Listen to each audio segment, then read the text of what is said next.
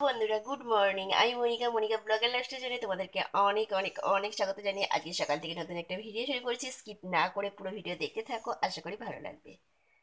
তো দেখো, সকাল সকাল মাছ নেওয়া হয়েছে, তো চলো মাছটা ঝটাপট করে আমি বেছে নিই। আজকে মাছটা দেখো অনেক বড় ছিল, তো চলো মাছটা বেছে নিই।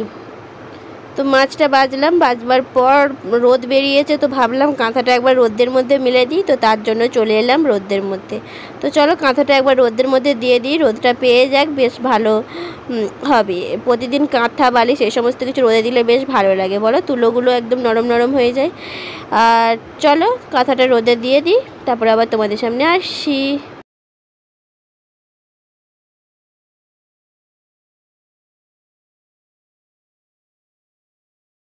তো রোদের মধ্যে কাঁথাটা মিলে দিলাম, রোদ পাক, রোদ অনেকটাই বেরিয়েছে, তো চলো বাকি কাজকর্মগুলো আমি করে নিই।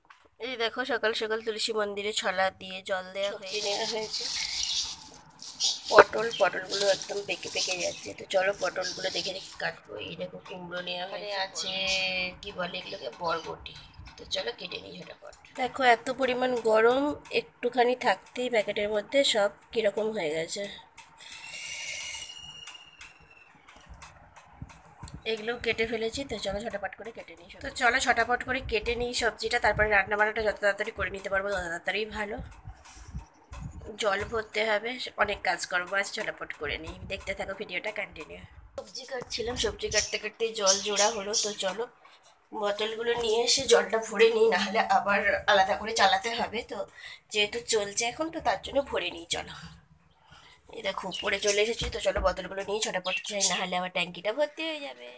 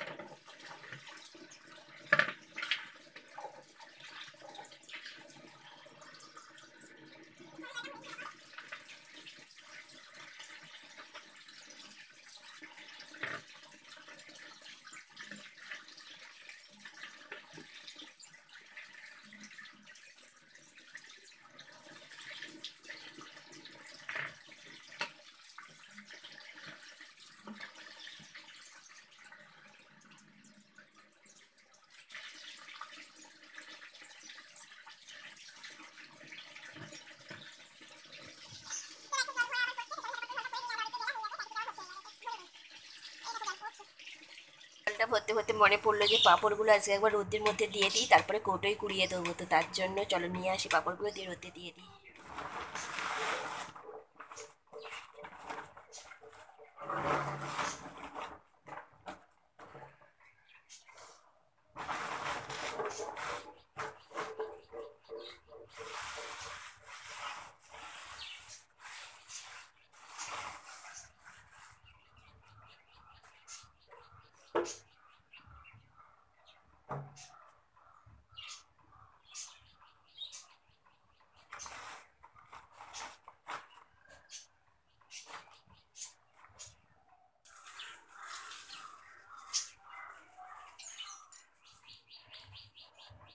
পাঁপড়গুলো রোদে দিয়ে দিয়েছি, আনাজটা কেটে তুলে নিই, রান্না বান্নাটা করে নিই।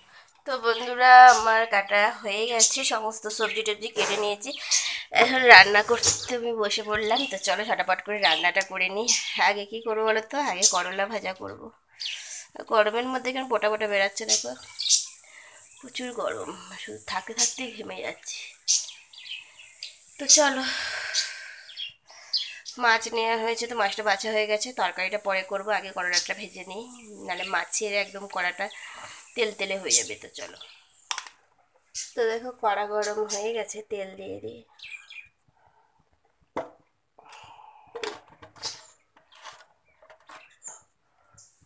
এখানে রান্না করবো আমি করলা ভাজা।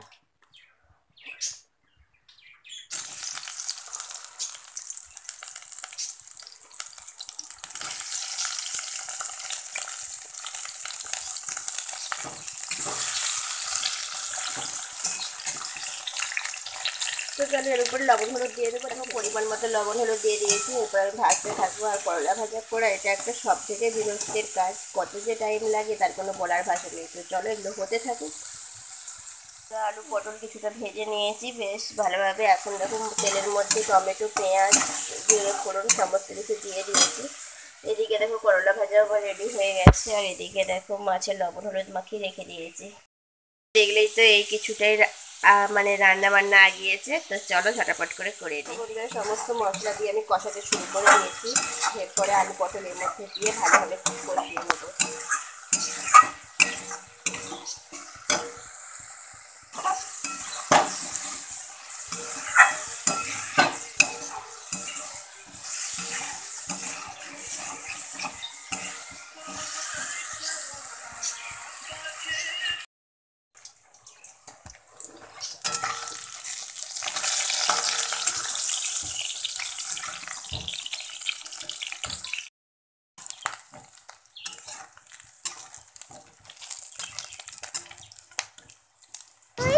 এই দেখো বন্ধুরা, মাছগুলো ভেজে নিলাম, মাছের ডিমও ভেজে নিয়েছি। আর এখন মাছের ডিমের বড়ার টক বানিয়ে ফেললাম। তো চলো রান্নাবান্না আমার কমপ্লিট হয়ে গেছে। আমি ওইগুলোই রান্নাবান্না করলাম। আজকে আর সেরকমভাবে কিছু করব না। এখন আমি উপর থেকে বিছানাটা ঝেড়ে নিচ্ছি, কারণ কালকেই বিছানার চাদরটা যেহেতু পাল্টেছি, তো আজকে আর নতুন করে বিছানার চাদরটা পাল্টাবো না।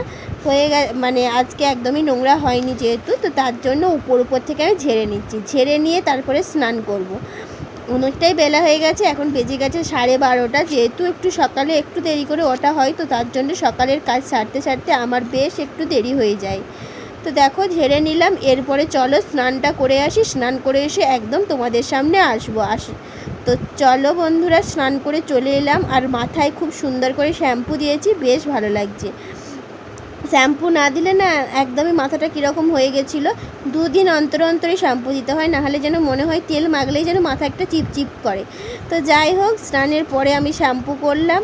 এরপরে কি করি সেটাই তোমাদের সাথে শেয়ার করব। পুরো ভিডিওটা দেখতে থাকো, আশা করি তোমাদের ভালো লাগবে।